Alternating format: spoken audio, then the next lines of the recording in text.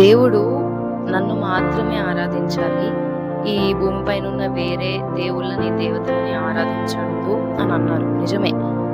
కొంతమంది నన్ను అడుగుతారు, మీ దేవుడు ఎందుకు అంత సెల్ఫిష్ అని. బట్ మనం తెలుసుకోవాల్సింది ఏంటంటే, ఆ ఒక్క కారణం వల్లే దేవుడు మనల్ని సృష్టించుకోలేదు.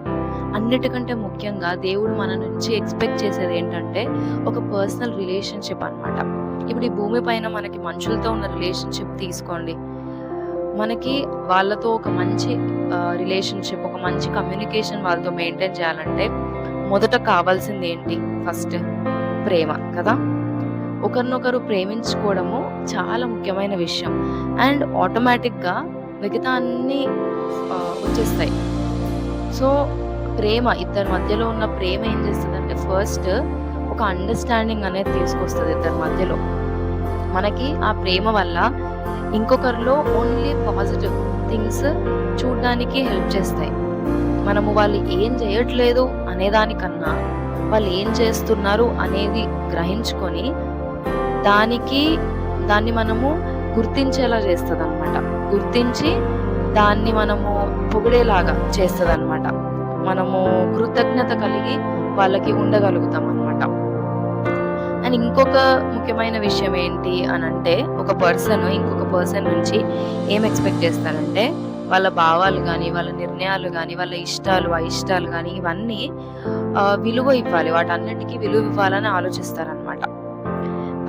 ఆ పర్సన్ ఎట్లా అంటే, వాళ్ళు తీసుకున్న నిర్ణయాలు కూడా కన్సిడర్ చేయాలి. ఏదైనా గొడవైనప్పుడు నాదే రైట్ అని ప్రూవ్ చేసుకోవడం కన్నా ఆ ఇంకో వ్యక్తి ఏం చెప్తున్నారు అనేది అర్థం చేసుకోవాలి అని కూడా ఆశిస్తారు. And last and most important thing ఏంటంటే, ఇతరులకి నేను ప్రేమిస్తున్నాను అని మనం చెప్పాలి. ఇప్పుడు మన కోసం వాళ్ళు ఎన్నో చేస్తారు, వాళ్ళు మన నుంచి అది ఎక్స్పెక్ట్ చేయడం తప్ప కాదు కదా. మనం అప్రిషియేట్ చేయాలని, మనం పొగడాలని, మనము కృతజ్ఞత కలిగి ఉండాలని, వాళ్ళ పట్ల మనకి ఎంత ప్రేమ ఉందో చూపించాలని వాళ్ళు కోరుకోవడము తప్పంటారా? కాదు. ప్రతి ఒక్కరు దీనికి అంగీకరిస్తారు. కానీ దేవుడి విషయానికి వచ్చేసరికి ఎందుకు అంగీకరించరు? ఆరాధన అంటే ఏం లేదు, ఆయనని పొగడము, ఆయన మన జీవితంలో చేసిన వాటికి అసలు ఆయన ఏమై ఉన్నారు అనే దాన్ని బట్టి ఆయనకి కృతజ్ఞత కలిగి జీవించడం, ఆయనను ఆరాధించడం. అదేదో మనం బలవంతంగా చేసేది కాదు ఆరాధన అంటే.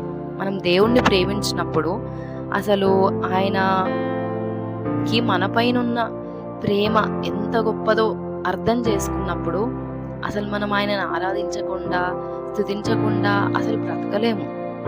అండ్ దేవుడు మనల్ని ఎంతో ప్రేమించి ఆయన జీవితాన్ని మన కోసము, ఆయన ప్రాణాన్ని మన కోసము పెట్టినప్పుడు ఆయన మనం ఆరాధించాలని, మనం స్తుతించాలని, మనం కృతజ్ఞతలు చెల్లించాలని కోరుకోవడంలో అసలు తప్పే లేదు. ఒక మనిషి మన కోసము ఎన్నో అవి చేస్తారు, ఇవి చేస్తారు అంటే, అవి ఆయన చనిపోయినప్పుడు ఆయనతో పాటు వెళ్ళిపోతాయి. అలాంటి మనుషులనే మనం పొగిడినప్పుడు, అలాంటి మనుషులే మన నుంచి అది ఎక్స్పెక్ట్ చేసినప్పుడు, మన కోసం ప్రాణం పెట్టిన దేవుడు మన నుంచి ఎక్స్పెక్ట్ చేస్తుంది తప్ప. సో గుర్తుపెట్టుకోండి, ఆరాధన అనేది ఆయనతో సహవాసం లేకుండా, ఆయనతో రిలేషన్షిప్ లేకుండా సాధ్యం కాదు. అందుకే వాక్యంలో ఉంటుంది, దేవుడు ఆత్మతో సత్యముతో ఆరాధించే వాళ్ళని చూస్తున్నాడంట. ఏదో పెద్ద పెద్ద బలులు ఇచ్చేసి, ఏవో రూల్స్ పాటించేసి అది కాదు దేవుడు మన దగ్గర నుంచి ఆశించేది. సో ఆలోచించండి, దేవుడిని సెల్ఫిష్ అది ఇది అని పిలిచే ముందు ఆలోచించండి. ఆయనతో ఒక సహవాసం, ఒక రిలేషన్షిప్ అనేది డెవలప్ చేసుకోండి. అండ్ నన్ను నమ్మండి, అసలు మీరు ఆయనను ఆరాధించకుండా మీ జీవితకాలం అంతా ఉండలేరు. ఒక క్షణం కూడా మీరు బ్రతకలేరండి ఆయనను ఆరాధించకుండా. God bless you.